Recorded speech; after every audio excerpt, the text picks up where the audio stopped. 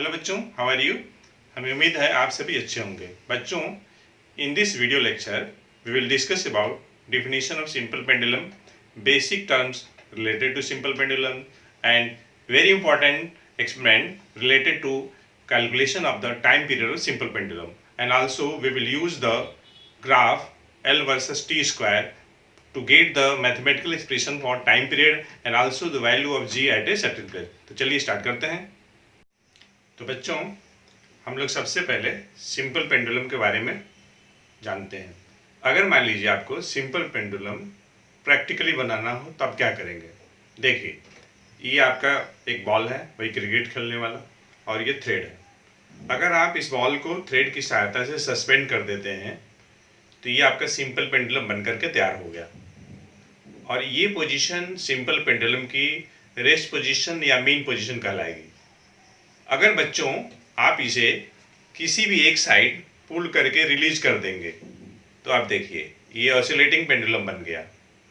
Okay, अब बच्चों हम लोग सिंपल पेंडुलम से रिलेटेड कुछ बेसिक टर्म डिस्कस करेंगे और उससे पहले हम लोग सिंपल पेंडुलम का डेफिनेशन डिस्कस करेंगे। तो देखिए डेफिनेशन क्या है।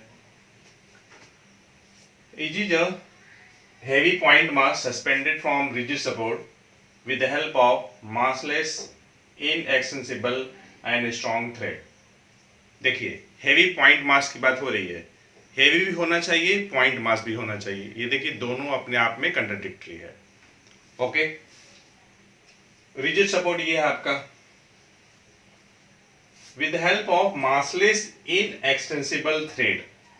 देखिए ये थ्रेड का मास भी नहीं होना चाहिए और ये इनएक्सटेंसिबल भी होना चाहिए। मतलब अगर आप थ्रेड से किसी ऑब्जेक्ट को सस्पेंड करते हैं तो उसके इसमें इससे बोल रहा है कि कोई स्ट्रेच नहीं होना चाहिए, एक्सटेंशन नहीं होना चाहिए, जो कि प्रैक्टिकली पॉसिबल नहीं है। Little bit there will be always extension. Okay, अब देखिए इस पॉइंट जहां से ये आपका सॉलिड बॉब सस्पेंड हो रहा है, that is called point of suspension. A and B called extreme position. O is called centre of oscillation. दो फिगर बनाया गया है। एक फिगर में सिंपल पेंडुलम का रेस्ट पोजीशन दिखाया गया है या मीन पोजीशन। दूसरे फिगर में ऑसिलेटिंग सिंपल पेंडुलम को दिखाया गया है ऑसिलेट करते हुए। अब देखिए effective length. It is the distance between point of suspension S and CG of the bob of the pendulum O. Okay, this is called effective length. अब देखिए next amplitude. The maximum displacement of oscillating bob to either side of its mean position. इस figure में either OA और OB amplitude कहलाएगा, जो कि metre में centimetre millimetre या सेंटीमीटर में मेजरमेंट होगी। अब देखिए जो नेक्स्ट जो आपका है basic term one oscillation, very important है बच्चों। One complete to and fro, ये फ्रेज है बच्चों। इसका मतलब बैक एंड फोर्थ भी होता है, इधर उधर। One complete to and fro motion of the bob of the pendulum. अगर फिगर में हमें वन ऑसिलेशन दिखाना हो तो देखिए चार तरीका है, फोर वेज है। क्या क्या? From O to A to B and then back to O. ये देखिए O to A to B then back to O. Second way क्या है? From O to B then A and back to O. और third क्या है? From A to B then back to A. और fourth क्या है? From B to A then back to B. इस तरीके से बच्चों हम लोग वन ऑसिलेशन को फोर वेज से हम लोग दिखा सकते हैं। आप देखिए नेक्स्ट जो बेसिक टर्म है time period. Time taken to complete one oscillation is called one time period and it is denoted by capital T and it is measured in second. Fifth, frequency, number of oscillation made by bob of the pendulum in 1 second. 1 second में कितनी complete oscillation pendulum की Bob complete करती है।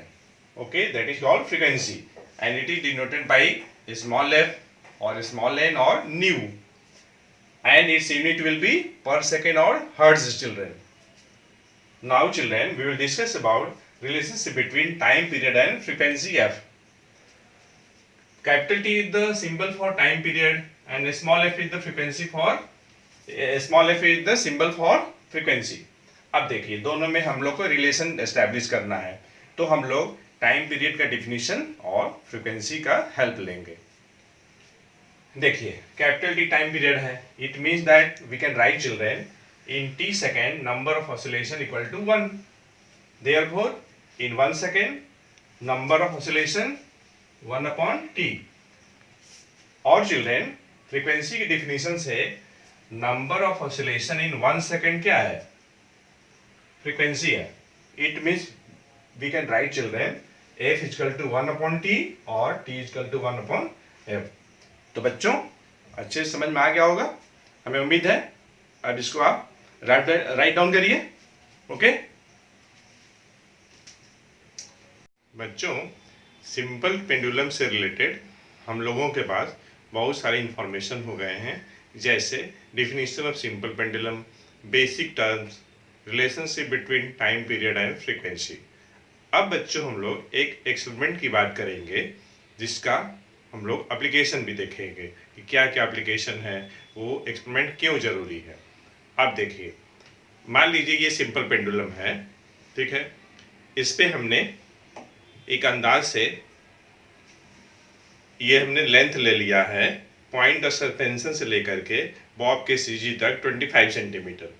इसके लिए हम क्या करेंगे कि स्टॉप वॉच की सहायता से पहले इसको हम एक साइड पुल करके रिलीज कर देंगे और स्टॉप वॉच की सहायता से हम लोग 20 ऑसिलेशन के लिए टाइम नोट करेंगे.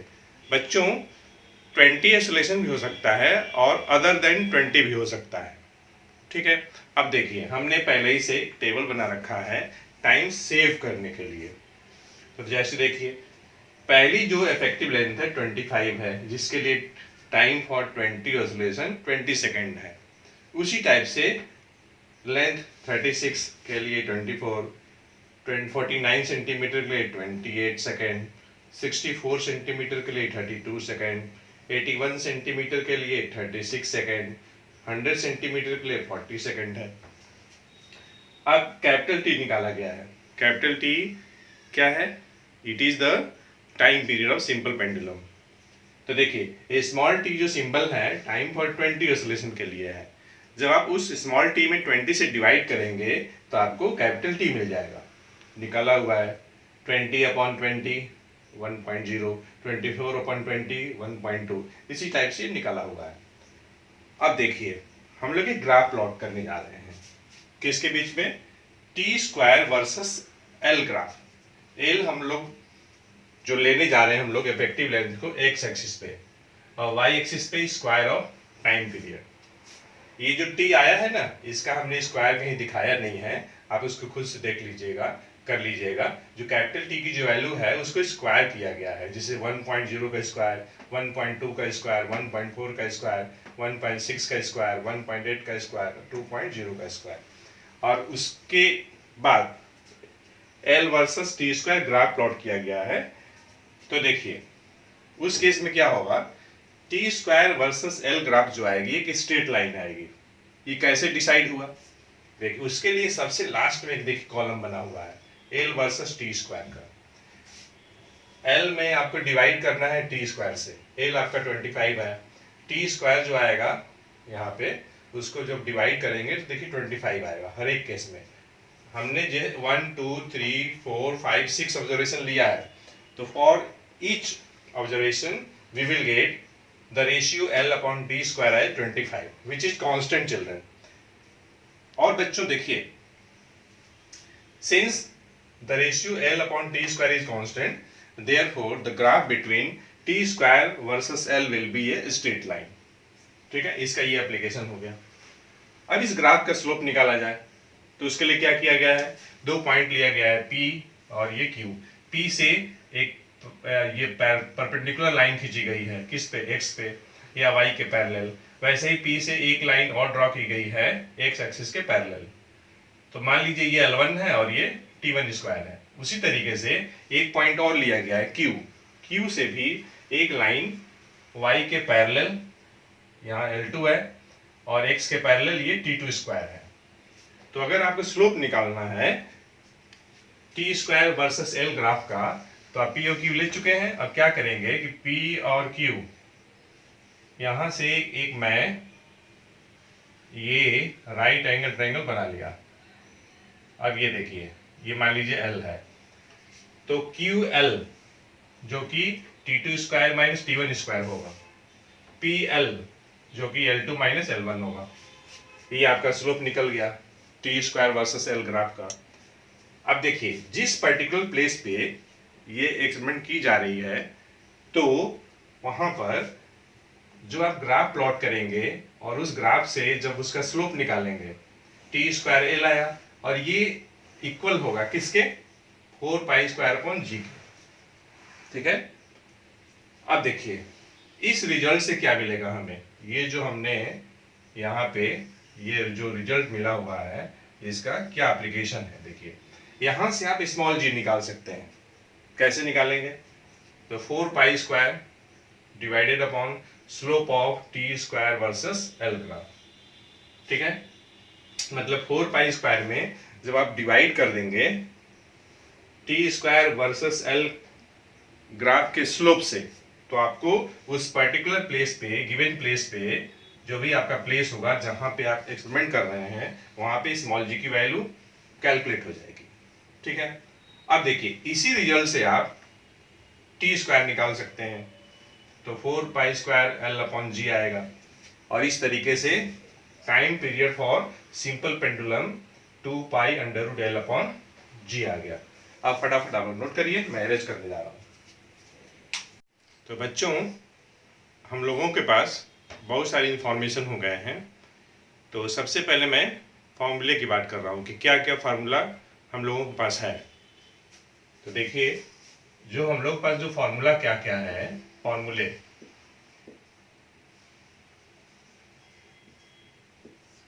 देखिए अगर आप हमें टाइम पीरियड निकालना है तो T equal to 1 upon F, ये फार्मूला है। अगर आपको फ्रीक्वेंसी निकालनी है तो 1 अपॉन टी। उसके बाद time period of simple pendulum 2 pi under root L upon G. ठीक है। अच्छा, अब देखिए यहीं से दो फार्मूला और बन जाएगा। क्या क्या बनेगा, T is directly proportional to under root L, T is inversely proportional to under root G. तो मतलब ये हुआ कि T1 upon T2 can be written as root over L1 upon L2। एक फार्मूला ये बन जाएगा। और एक फार्मूला बनेगा, क्या बनेगा, T1 upon T2, sorry T1 upon T2 can be written as, यहां देखिए रेसिप्रोकल हो जाएगा, G2 अपॉन G1। ठीक। अब इसकी सहायता से हम लोग सॉल्व करते हैं। पहले मैं फर्स्ट क्वेश्चन सॉल्व कर रहा हूं। A simple pendulum solution. देखिए इस क्वेश्चन में क्या दिया है, नंबर ऑफ ऑसिलेशन दिया हुआ है, कितना, number of oscillation, number of oscillations, and that is 40. time is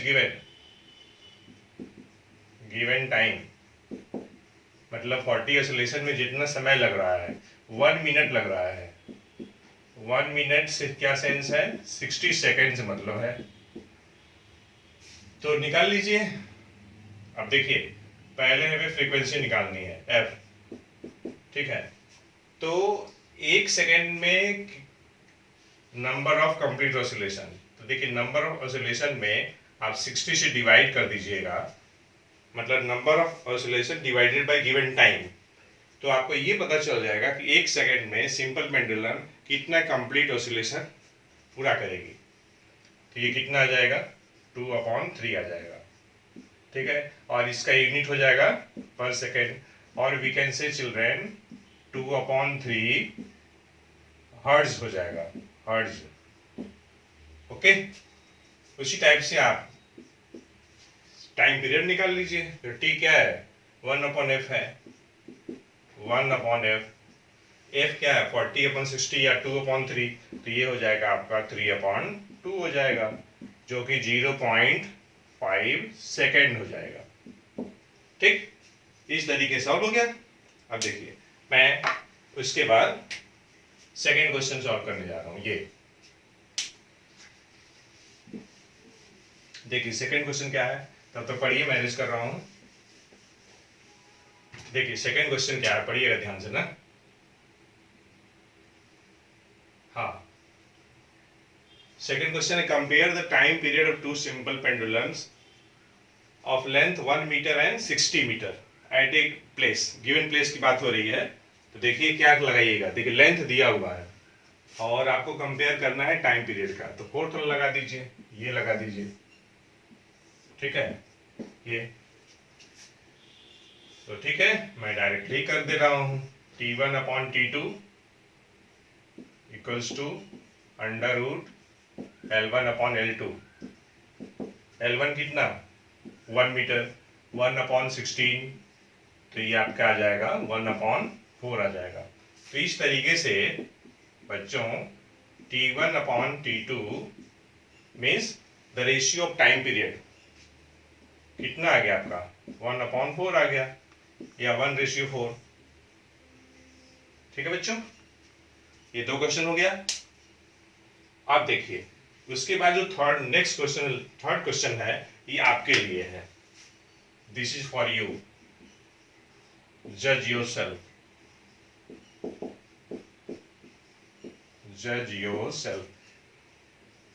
और इसका आंसर आप कमेंट बॉक्स में जरूर दीजिएगा,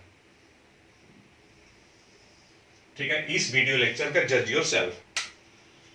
तो बच्चों इस वीडियो लेक्चर में इतना ही। हमें उम्मीद है आपको सिंपल पेंडुलम से रिलेटेड सारे डाउट्स क्लियर हो गए होंगे। और बच्चों इस वीडियो लेक्चर को शेयर जरूर करिएगा, आपके एक शेयर से बहुत सारे बच्चों को फायदा मिलेगा। Thanks for watching the video.